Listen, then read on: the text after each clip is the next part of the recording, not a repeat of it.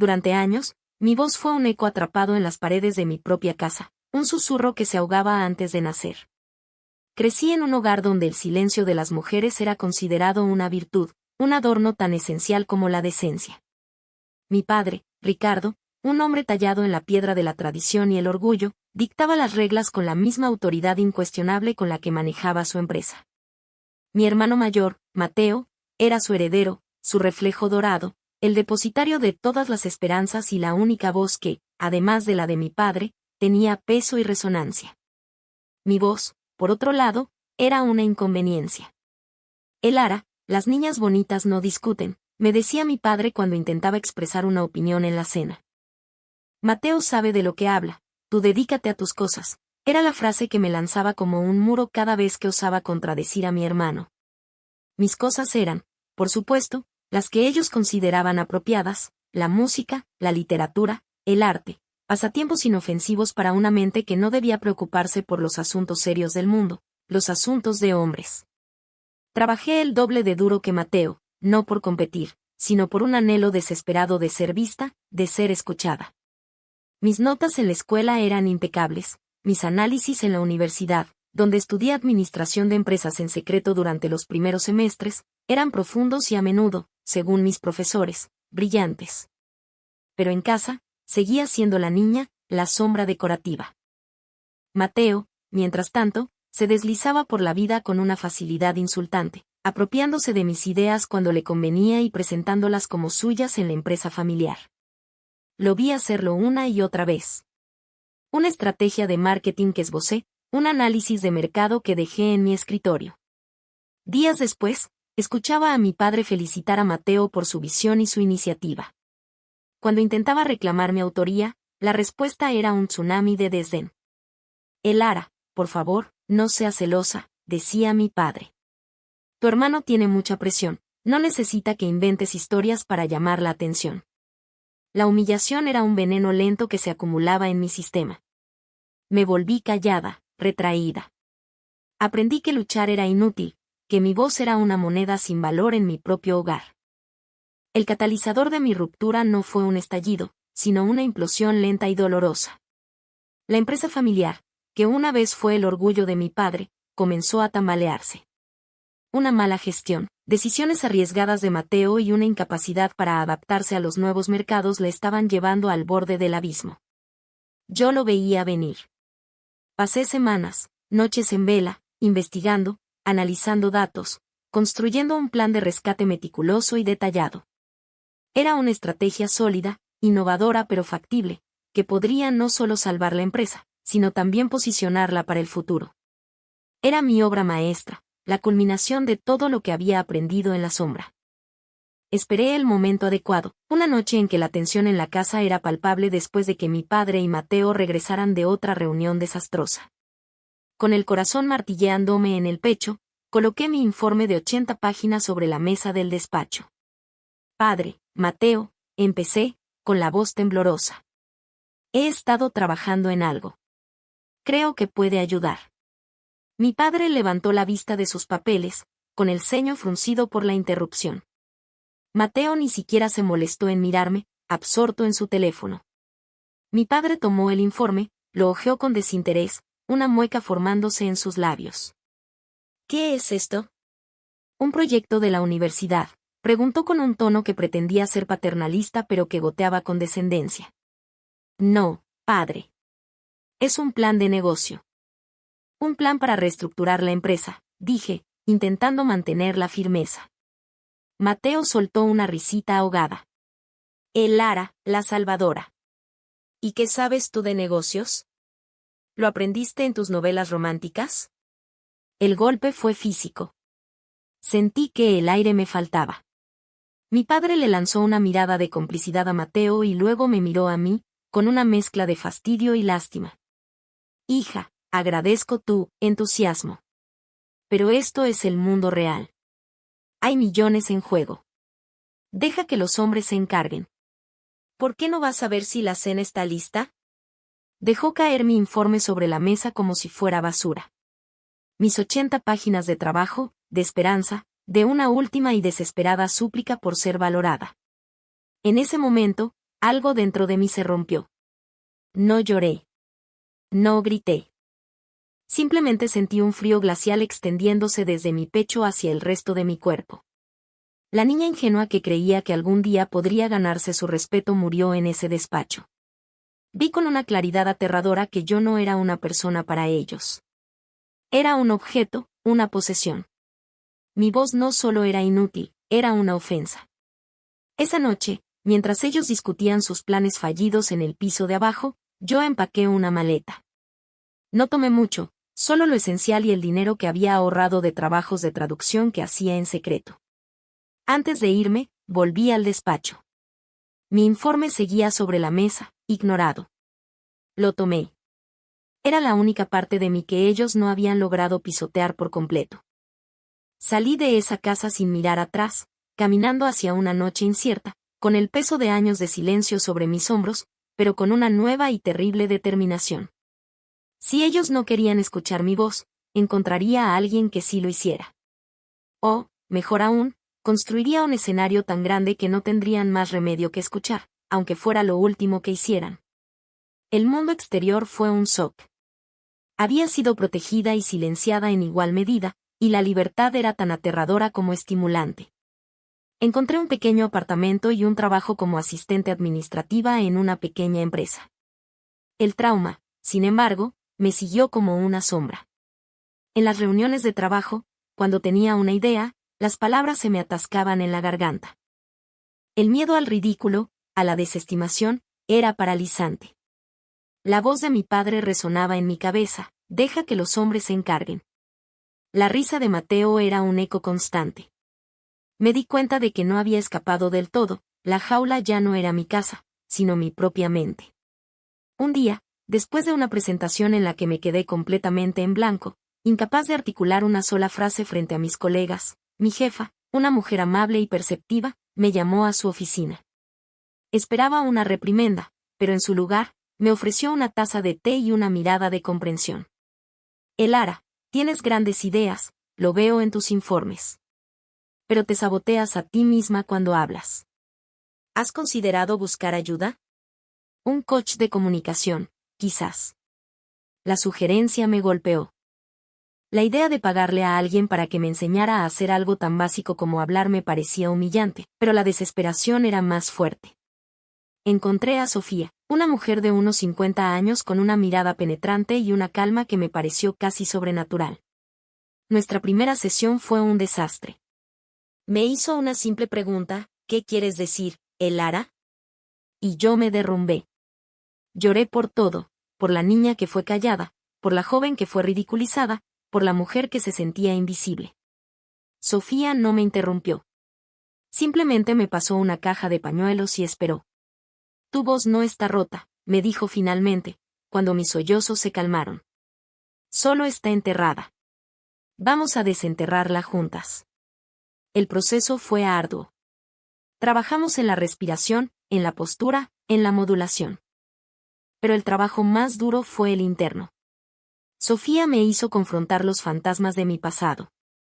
Reviví cada humillación, cada frase despectiva. Pero esta vez, no estaba sola. Esa voz que escuchas no es la tuya, Elara, me decía Sofía. Es la voz de su miedo, de su control. No tiene poder sobre ti aquí. Lentamente, comencé a cambiar. Empecé a hablar en reuniones, al principio con voz temblorosa, luego con más seguridad. Descubrí que mis ideas eran buenas, que la gente las escuchaba, las debatía, las valoraba. Era una sensación extraña y embriagadora. Mientras yo me reconstruía, mi antigua vida se desmoronaba. Amigos en común me contaban que la empresa familiar estaba en caída libre. El plan desastroso de mi padre y Mateo había fracasado estrepitosamente, hundiéndolos en deudas. Un día, mi teléfono sonó. Era un número desconocido. Contesté. Elara. La voz de mi padre era inconfundible, pero había perdido su filo autoritario. Sonaba cansado. ¿Dónde estás? Necesitamos hablar. No había un ¿cómo estás?, no había una disculpa. Solo necesidad. Estoy ocupada, padre, respondí, mi voz sorprendentemente firme. ¿Ocupada? ¿Con qué? Tu hermano y yo estamos pasando por un momento difícil. Tu familia te necesita. La palabra familia sonó hueca, manipuladora. La empresa se va a pique, el Lara. Mateo. Cometió algunos errores. Necesitamos tu ayuda. La ironía era tan espesa que casi podía saborearla. El plan que habían despreciado, el que habían tirado a la basura, ahora era su única esperanza. ¿Mi ayuda?, pregunté, una calma fría instalándose en mi interior. Creí que los hombres se encargaban de eso. Hubo un silencio atónito al otro lado de la línea. No es momento para tus rencores infantiles. Esto es serio, espetó, su tono volviéndose más duro, más familiar. Es muy serio, confirmé. Y es vuestro problema. Adiós, padre. Colgué el teléfono. Mi mano no temblaba. Mi corazón no latía con pánico. Por primera vez, al enfrentarme a él, me sentí en control. La voz que él había intentado extinguir acababa de decirle que no y se sintió como la victoria más grande de mi vida. La llamada de mi padre fue un punto de inflexión. Me di cuenta de que el poder que habían ejercido sobre mí no era inherente a ellos, sino algo que yo les había concedido con mi silencio. Al colgarles, no solo les negué mi ayuda, sino que reclamé un pedazo de mi alma que habían poseído durante demasiado tiempo. Inspirada por esta nueva sensación de poder, decidí llevar mi viaje un paso más allá. Sofía me había animado a escribir mis pensamientos, a darles una forma tangible. Comencé un blog, de forma anónima al principio. Lo llamé La Habitación del Eco. Escribía sobre la experiencia de ser silenciada, sobre el abuso emocional sutil que no deja moratones pero que destroza el espíritu, sobre el largo y doloroso camino para encontrar la propia voz. No era una escritora profesional, pero mis palabras eran crudas, honestas y resonaban con una verdad que muchos conocían íntimamente. Al principio, solo me leían unos pocos. Luego, decenas. Pronto, cientos. Los comentarios empezaron a llegar, historias de otras mujeres y hombres que habían vivido en sus propias habitaciones del eco, silenciados por padres, parejas, jefes. Gracias por poner en palabras lo que he sentido toda mi vida, escribió una mujer. Tu historia me ha dado el valor para inscribirme en ese curso que mi marido decía que era una tontería, escribió otra. Cada mensaje era un bálsamo, una confirmación de que mi voz, la misma que había sido despreciada y ridiculizada, ahora importaba. Estaba creando una comunidad, un coro de voces que se negaban a ser silenciadas.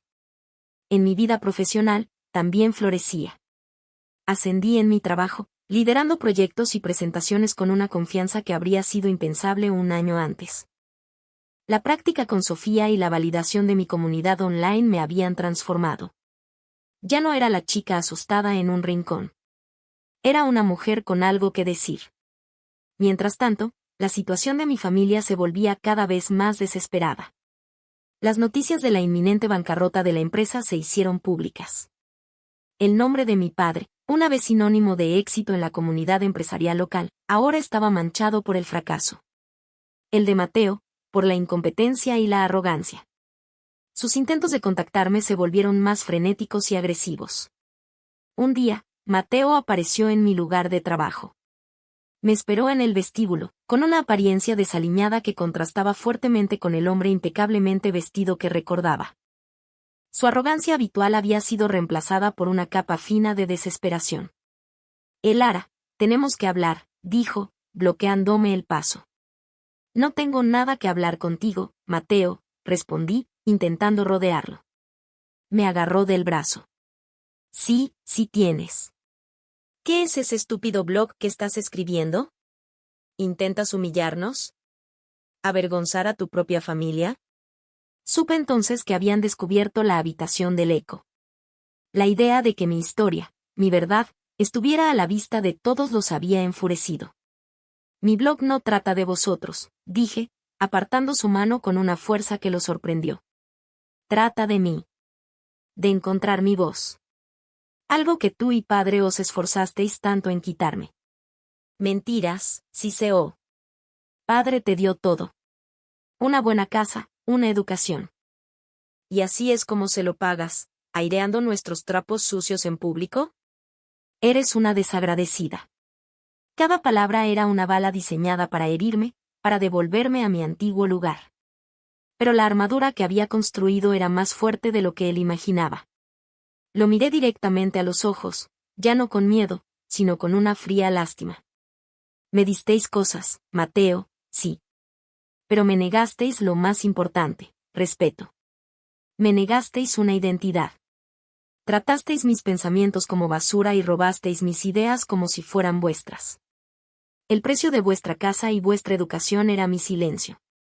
Y ya no estoy dispuesta a pagarlo. Se quedó sin palabras, con la boca entreabierta. La verdad, dicha en voz alta y sin disculpas, lo había desarmado. Ahora, si me disculpas, continué, mi voz tranquila y clara, tengo una reunión. Una donde mi opinión es solicitada y valorada. Pasé a su lado y no miré atrás. Esa noche, tomé una decisión. Fui a mi blog y escribí una nueva entrada. Durante mucho tiempo, me escondí detrás del anonimato, comencé. Pero el silencio, incluso el autoimpuesto, es una forma de jaula. Mi nombre es Elara. Y esta es mi historia. Adjunté una foto mía. Y di al botón de publicar. La respuesta fue explosiva. Mi historia, ahora con un nombre y un rostro, se volvió viral. Medios de comunicación, podcast y organizaciones empezaron a contactarme. La historia de la hija silenciada de un magnate caído en desgracia que encontraba su voz era demasiado poderosa para ignorarla. Entre las muchas ofertas, había una que me hizo detener. Una invitación para dar una charla en una conferencia nacional sobre empoderamiento y liderazgo femenino. Un escenario real. Miles de personas. La idea era aterradora. La voz de mi padre todavía susurraba en los rincones más oscuros de mi mente. ¿Quién te crees que eres para hablarle a nadie? Pero entonces pensé en los cientos de mensajes de mi blog. Pensé en la mujer que se inscribió en su curso, en el hombre que finalmente confrontó a su jefe abusivo. Mi historia ya no era solo mía. Se había convertido en un faro. Y los faros no pertenecen a la oscuridad. Acepté la invitación. Mi padre y Mateo, por supuesto, se enteraron. Recibí un correo electrónico de mi padre, el más largo que jamás me había escrito.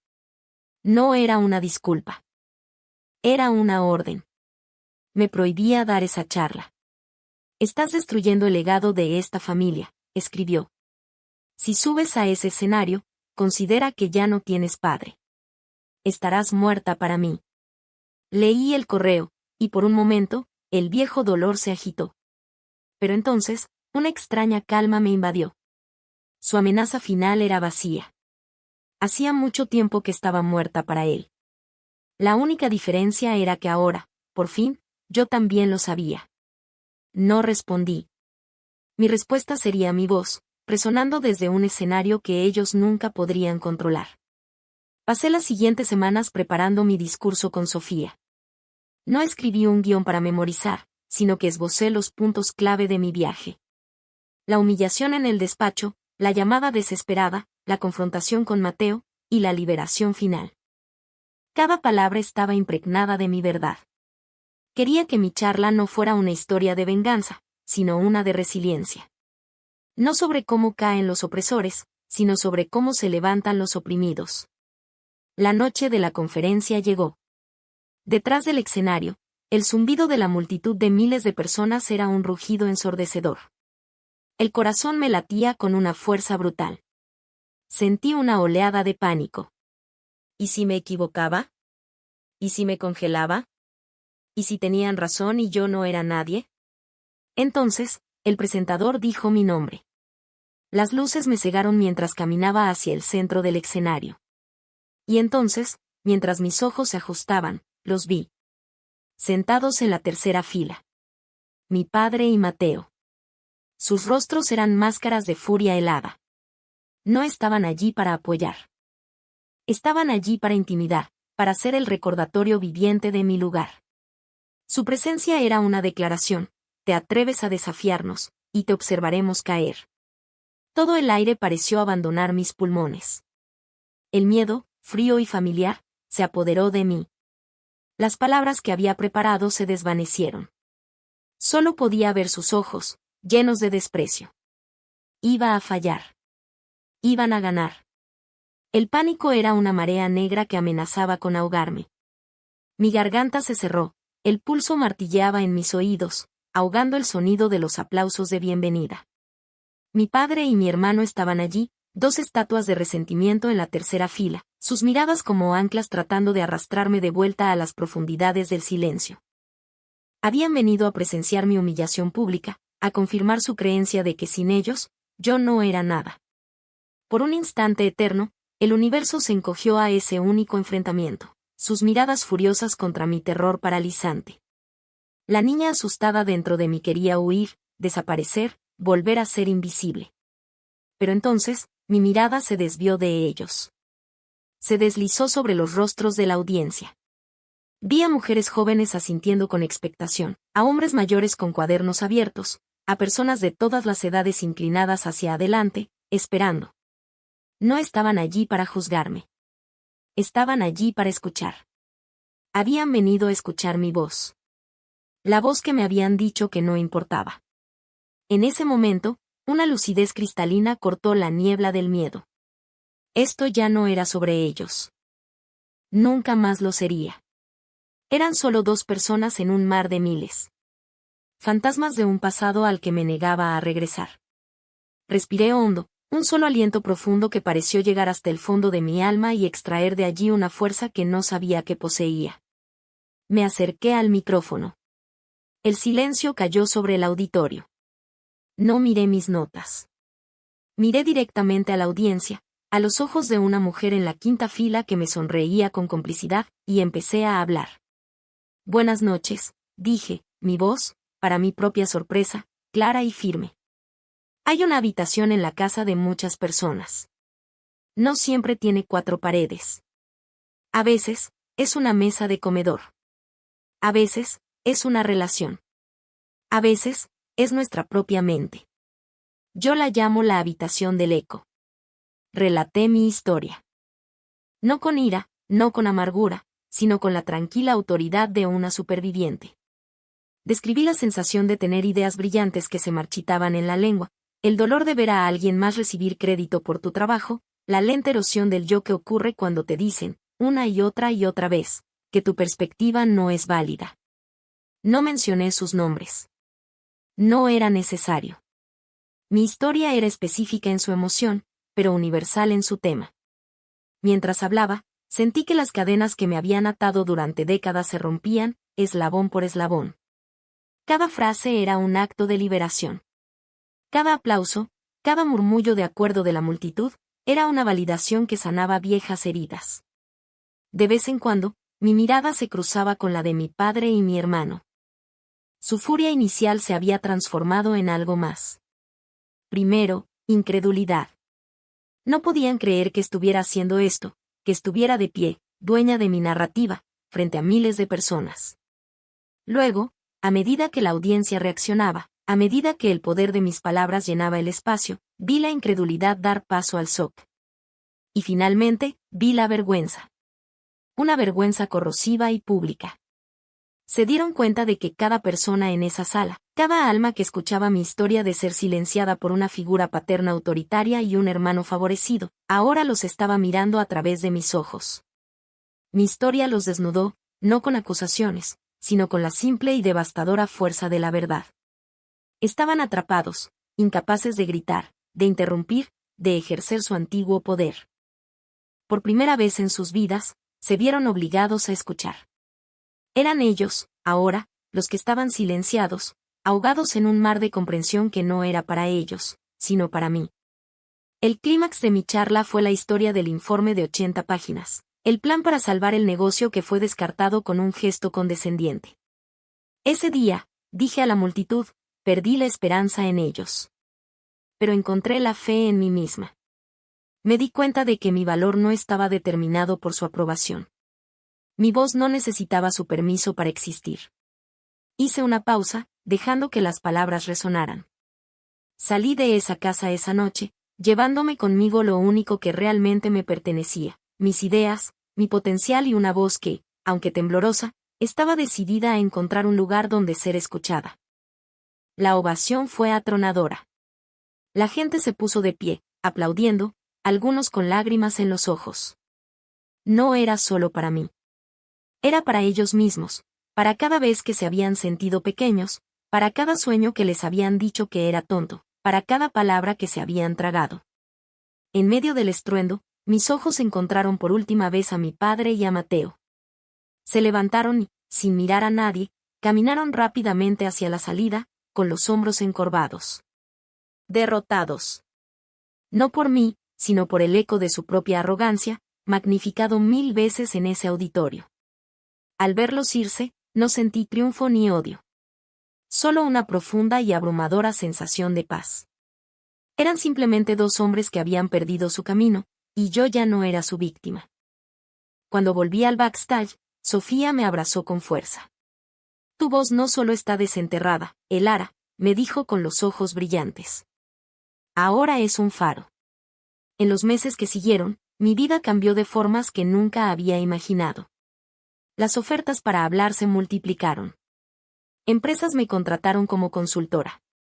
Escribí un libro. La habitación del eco se convirtió en un bestseller. Pero el mayor cambio fue interno. El silencio dentro de mí había sido reemplazado por una calma serena. Ya no vivía con miedo a la desaprobación. Mi padre y mi hermano nunca más intentaron contactarme. Escuché a través de terceros que habían perdido la empresa y se habían mudado a otra ciudad, envueltos en la vergüenza que ellos mismos habían cultivado. Su historia se convirtió en una nota a pie de página en la mía. Hoy, cuando subo a un escenario, no veo miles de extraños. Veo miles de historias, miles de voces esperando permiso para hablar. Y mi mensaje es siempre el mismo: no esperéis permiso. El escenario es vuestro. Vuestra voz es vuestra haya. Hablad, aunque os tiemble. Porque vuestra verdad tiene el poder de cambiar el mundo, empezando por el vuestro. Ya no soy la chica callada en la esquina. Soy la mujer en el centro del escenario. Y mi voz, una vez un susurro condenado al olvido, es ahora mi mayor fortaleza, un eco que, en lugar de atraparme, me ha hecho libre.